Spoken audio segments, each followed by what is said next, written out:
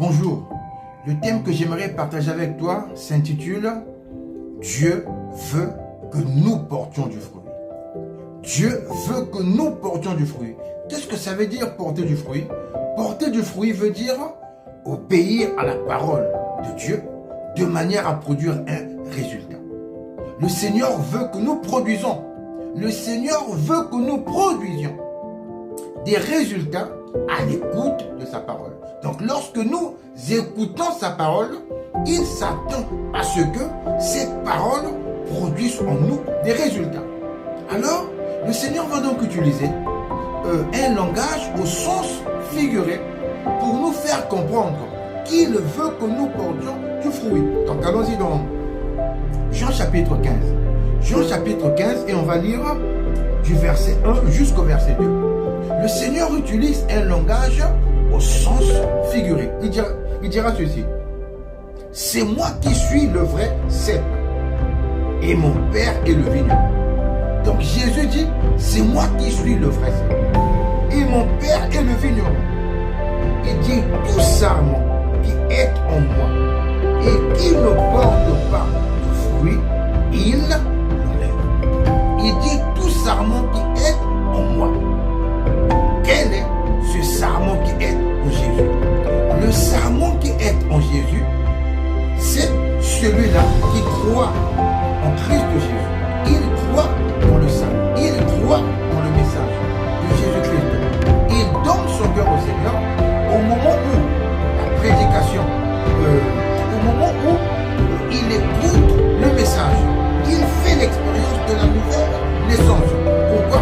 Parce qu'il a cru que Dieu lui a pardonné au Christ de Jésus.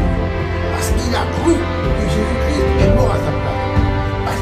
Parce qu'il a cru qu'il est réconcilié avec Dieu à travers l'œuvre de la croix. Alors, cette personne fait l'expérience de la nouvelle naissance.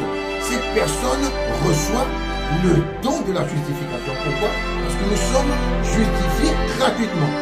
Alors, à partir de ce moment où on a reçu le don de la justification, on est justifié gratuitement. À partir de ce moment-là, nous sommes en Christ. C'est pourquoi il dit tout sarment qui est en moi. Maintenant, par la suite, lorsque j'ai cru, lorsque j'ai fait l'expérience de la nouvelle naissance, la nouvelle naissance se fait, elle est instantanée. Donc la cru, on passe au moment où on voit la parole de Jésus. Maintenant, le Seigneur attend de cette personne qu'elle produise des résultats. Le Seigneur attend que cette personne, après avoir écouté la parole, que cette personne mette sa parole en pratique. Donc ce qui me dit, si le message du salut me trouve quand le message du salut me trouve dans la pratique du péché, si lorsque j'ai écouté le message, j'étais voleur, j'étais immoral, j'étais menteur, le Seigneur veut que dans la suite des temps, il veut que au fil des temps, que je puisse me débarrasser de manière progressive de la pratique du péché. Il veut que je puisse abandonner le vol, que j'abandonne la débauche, que j'abandonne l'escroquerie, que j'abandonne l'immoralité sexuelle. Il veut que j'abandonne la pratique de la sorcellerie. Il veut que j'abandonne la pratique de la magie. Alors, si au fil des temps, malgré les messages qui sont prêchés, il n'y a en moi aucun changement, il dit ceci, tout sarment qui est en moi et qui ne porte pas de fruit, il l'enlève. Tout sarment qui est en moi et qui ne porte pas de fruit, il l'enlève. C'est pourquoi lorsque le Seigneur m'observe, s'il constate que je ne produis pas de résultats, s'il constate que je ne produis pas de fruits, alors qu'est-ce qu'il fait? Il m'excommunie. Il m'excommunie. Je retourne dans la mort spirituelle. Pourquoi? Parce que le Seigneur veut que nous produisons du fruit.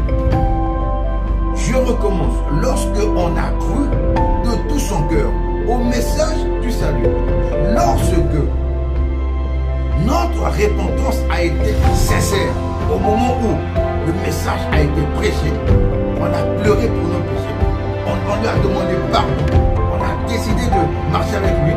Le Seigneur veut maintenant que, au fil des temps, le Seigneur veut maintenant qu'ensuite nous produisions des résultats. Il veut que nous produisions des résultats concrets. S'il n'y a pas de résultats concrets, alors nous retournons dans la mort spirituelle. Nous retournons dans la mort spirituelle.